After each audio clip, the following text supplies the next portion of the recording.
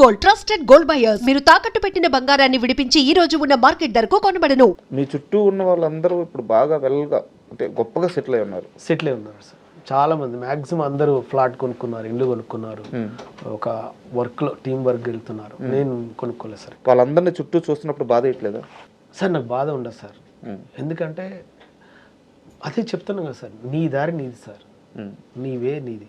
అంటే ఇప్పుడు మనకేంటంటే సార్, మేము మామూలుగా ప్రశాంతంగా ఉండి వంటగా ఉండి ఆలోచన కరెక్ట్గా ఉందా లేదా అనేది చూసుకుంటాను తప్పితే ఈ ఆలోచనతో ఎంత సంపాదించాను ఎంత అది ఆలోచన ఉండదు సార్. నిజంగా సరైన ఆలోచనకు డబ్బు వస్తుంది అనుకుంటే మాత్రం నేను చాలా గొప్ప ఆలోచనలు ఇస్తాను సార్. సరే, నేను ఇంకో మాట్లాడతాను చెప్పండి.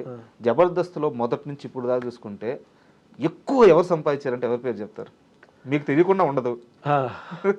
అంటే ఎక్కువ ఎవరు సంపాదించారంటే ఉన్నారు కదా సార్, ఇప్పుడు మన కళ్ళ ముందు ఉన్నారు. అప్పట్లో స్టార్టింగ్ డేస్లో కూడా ఫస్ట్ ఎక్కువ ఇచ్చేది రెమ్యునేషన్ ఎక్కువ ఇచ్చేది చమక్ చంద్ర. చంద్ర ఉండు, తర్వాత సుడిగాల్ సుధీర్ ఉండు, తర్వాత హైపర్ ఆది ఉండు, ఏంటి తర్వాత గెటప్ సీన్ ఉండు. వీళ్ళందరూ అంటే అటు సినిమాలు కావచ్చు, ఇటు ఈవెంట్స్ కావచ్చు, ఇటు జబర్దస్త్ కావచ్చు, 3 విధాలుగా వాళ్ళకి కలిసి వచ్చింది. వాళ్ళు బాగా సంపాదించుకున్నారు, బాగా సెటిల్ అయ్యారు, బాగా సంపాదించుకున్నారు. అట్లా వస్తున్నాయి కూడా కంటిన్యూగా. చెప్తున్నాం కదా సార్, ఒక్కొక్కరికి ఒక్కొక్క టైం వస్తుంది. ఆ టైం వచ్చినప్పుడు గ్యారెంటీ వాళ్ళు దాన్ని కమర్షియల్ చేసుకుని ముందుకు వెళ్తుంటారు. వాళ్ళు ఎదిగారు, ఇంత సంపాదించుకున్నారు, ఇది అన్న అసలు ఆ భావం ఉండదు సార్ మనకు. మన వేలో మనం వెళ్తున్నాం, మన పని మనం చేస్తున్నాం, మనకు వచ్చే రోజు మనకు వస్తుంది. అలాగనే నువ్వు నీ మైండ్, నీ బాడీ, నీ ఆత్మసాక్షి పీస్ఫుల్గా లేకుండా నీ దగ్గర ఏదున్నా అది నామమాత్రం జనాలు.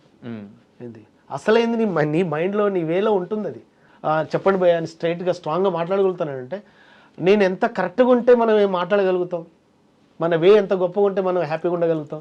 నేను చాలామంది అడిగారు, అదేంటి భయ్యా నువ్వు అసలు నిద్ర పడుకోగానే టక్కుమని పడుకుంటావు, ఏంది 2 సెకండ్లో నిద్రపోగలుగుతున్నావు ఎలా అంటున్నారు. అదేంటన్నా నిద్రపోగలటం చాలా మందికి పట్టదంట. నాకు తెలియదు సార్, నిజంగా నాకు తెలియదు ఆ విషయం. అన్న నాకు ఒకటే అన్న, మనకిచ్చిన పాత్రలకు మనం సరైన న్యాయం చేస్తున్నప్పుడు మనకు నిద్ర ప్రశాంతంగా వస్తుంది. అది అక్కడ పడుకున్నా నిద్ర వస్తుంది, ఎక్కడ